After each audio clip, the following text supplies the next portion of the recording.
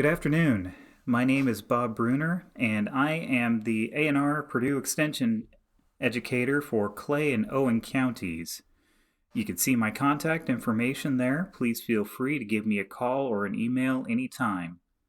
This is the third session in our Fall Pond Workshop series, What Makes a Good Pond? In this session, I want to dive into some of the facets that go into developing ponds that serve specific purposes and some of the technology that we can use to make them better. So let's talk a little bit about what kind of purpose you want for your pond. You need to ask yourself a set of questions. Do you want a pond for recreation? Are you planning on using it for boating or fishing? Or do you just want it there for an aesthetic purpose because it fits within your landscaping? Will your pond attract desired or undesired wildlife? We want to make sure that whatever is visiting our ponds is something we actually want there, be it plant or animal. Is this going to benefit the fish that you may be interested in husbanding in your pond? Or do you like when deer come up and drink in it and just enjoy the sights of nature? Is your pond meant to manage water flow?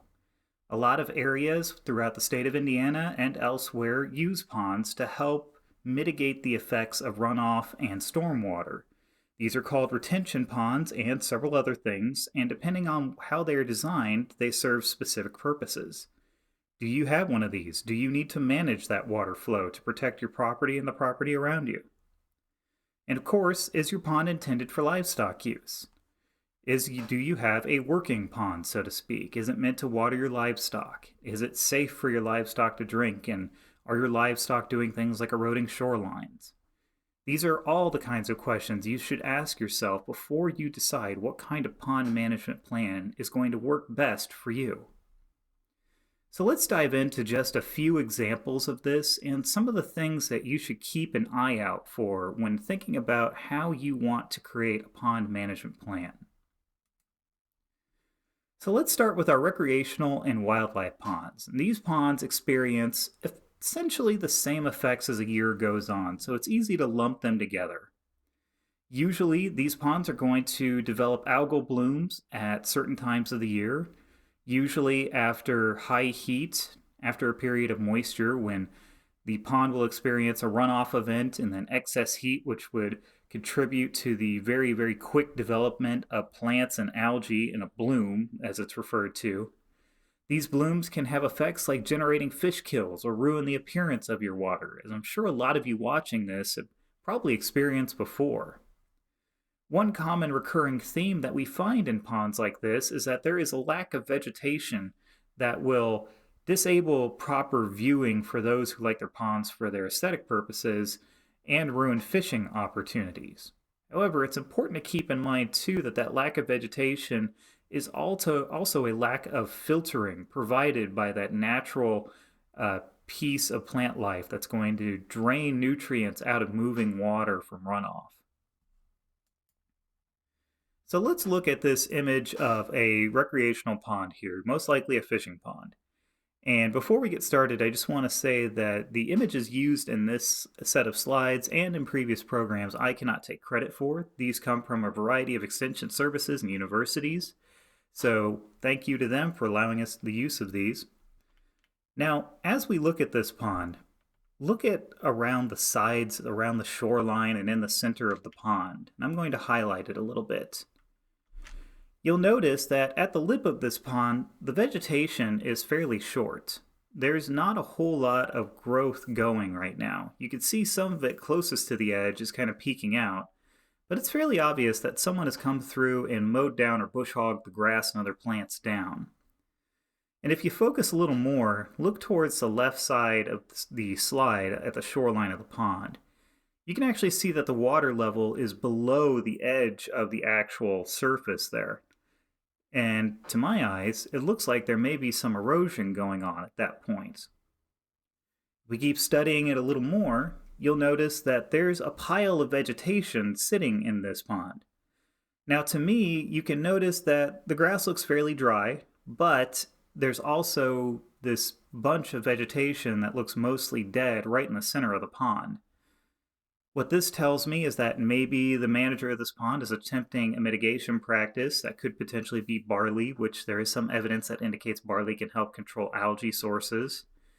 But all in all, this pond does not have a whole lot of options for filtering. If I were to guess, right now we're probably looking at something akin to a golf course or similar area where I would expect the natural vegetation and the filtration that comes with it to be fairly lacking. So, people who manage these kinds of areas are going to have to get a little creative in how they're going to maintain the quality of their ponds.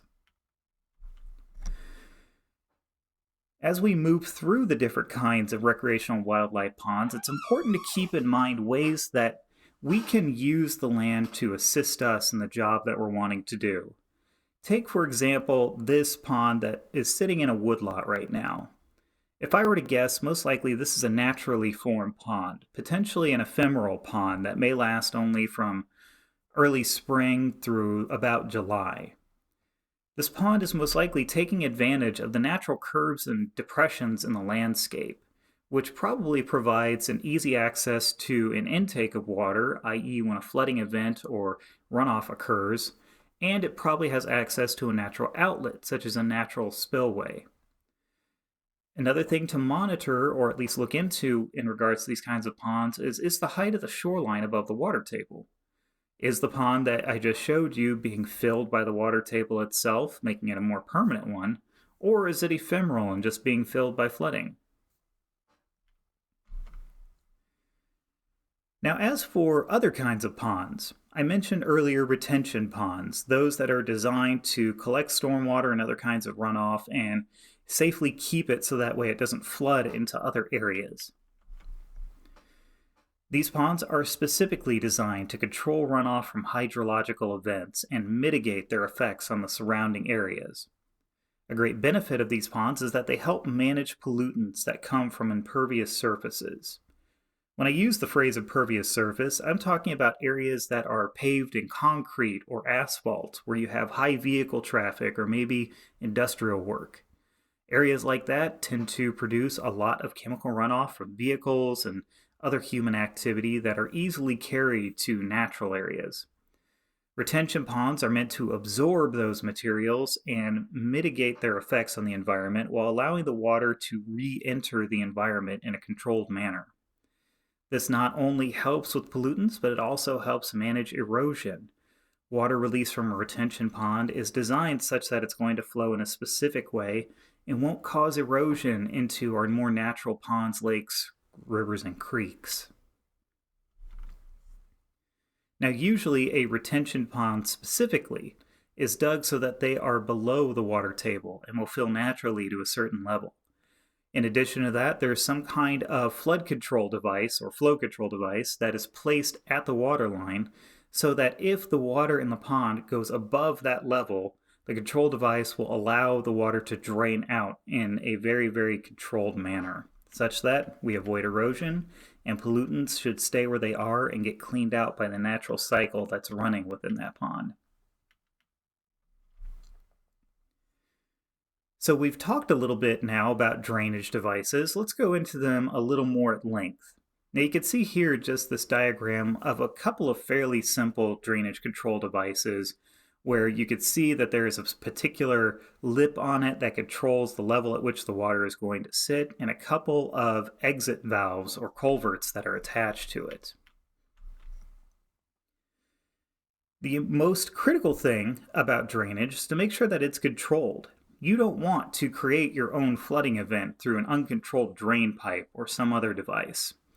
Usually these take advantage of surrounding natural vegetation. Remember, as I've talked about a lot, natural vegetation will help not only filter the water and take out nutrients such as nitrogen, but it'll also mitigate the speed of the water so that way it's flowing much more slowly than if it were just allowed to flow freely. However, drainage will change in the landscape based on the needs of what that pond is doing, what you're wanting out of it, and how the pond is going to look. If you have a pond that's meant to make your yard look better, your drainage device may be different than a pond that, say, is just there to provide an opportunity to go fishing. Perhaps one of the most common drainage devices that I've seen in my area of Indiana and several others is your good old-fashioned standpipe. Now, it's important to remember that there was a large pond building boom back in the 70s and 80s, and a lot of these ponds were equipped with standpipes. A standpipe is literally just like it sounds like, a vertical pipe that is meant to sit right at the water line and extend down beneath the pond. Whenever the water rises too quickly or too high, the water will drain into the standpipe until it can't reach it anymore. It's a fairly simple yet workable design. However, since these were constructed in the 1970s and 80s, those have gone beyond their lifespans in a lot of ponds. As just a reminder, I myself was born in the 80s and I'm now 39 years old. So that means any standpipes that were built during that time period could be in excess of 40 years. Those lifespans are not meant to last that long. When you have leaking standpipes or any other kind of drainage device used for your pond, that leak can cause a lot of different kinds of problems. It can wear out and damage the lining of your pond, eventually causing sediment and water loss issues. It can also wear away at berms, dams, and eventually cause damage to the water table as sediment and other materials and additional water simply begin to flow in an area where they're just not meant to, or in excess. And of course, one last piece of drainage technology to keep in mind is the technology provided by nature itself. Many ponds have actually a natural spillway. Since in my county, a lot of the areas are influenced by the many natural springs that we have, ponds exist within depressions in the earth that are attached to those springs. As the water begins to overflow, over time it's built in its own natural spillway, carved it out of the earth, and vegetation has grown in response to that. So remember all of the things I've mentioned about good drainage, controlled flow, and filtration. That vegetation and the direction of the spillway leading into the next nearest natural water source creates its own form of controlled drainage. However, it is important to keep in mind water is moving, so any materials that are sitting on top of the spillway, branches, leaves, etc., are going to move right along with the water. These are typically already existing landscape features, so a lot of people who buy property will already find this on their property if a pond exists. And that water, like I said, is going to is going to move towards another existing water source. It's important to keep in mind materials can get transported during this process. If you get a sudden influx of leaves into a water source, you could potentially be looking at an influx of nitrogen as those leaves decompose. So let's move on to our last pond type that we're going to talk about, livestock ponds. Now, I have said a great deal in previous sessions about the needs to make sure that you try to limit livestock access to ponds. But there are a few different reasons why we maintain them and why we want them to stay good. And livestock limiting is a part of that process. Livestock ponds can present different stimuli to cattle, depending on how you like to take care of your cattle. Maybe you like them having a varied landscape that they can look at and enjoy. Or you may just like that it improves the appearance of your pastures. It could also take advantage of natural landscape features, making it more aesthetically pleasing to you, or if you plan on selling your property to a potential buyer, and it acts as a primary water source for many pastures.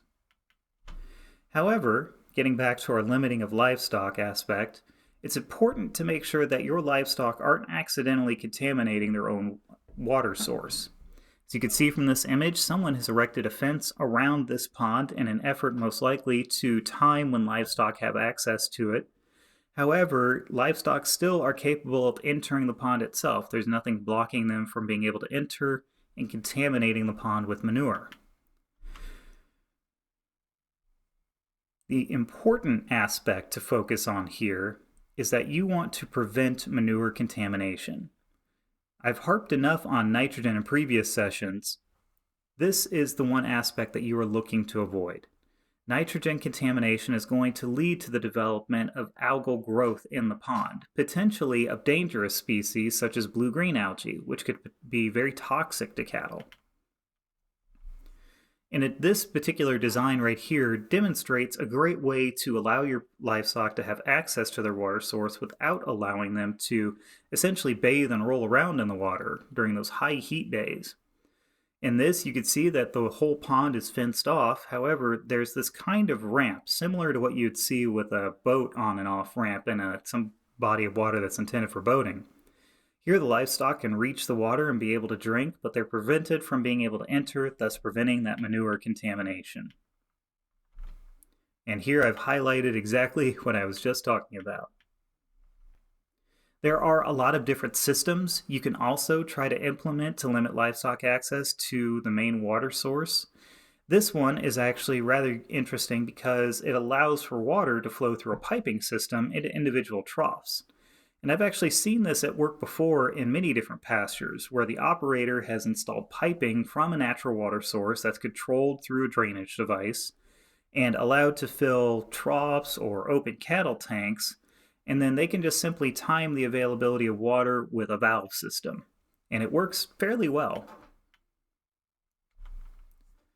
All right, that is what I have for you in What Makes a Pond Good. I want to thank you for looking at our program today. I hope you enjoyed it. As always, my contact information is there. Please feel free to give me a call or send me an email with your questions about ponds or anything else that I might be able to help you with. Thank you, and I hope you enjoyed it.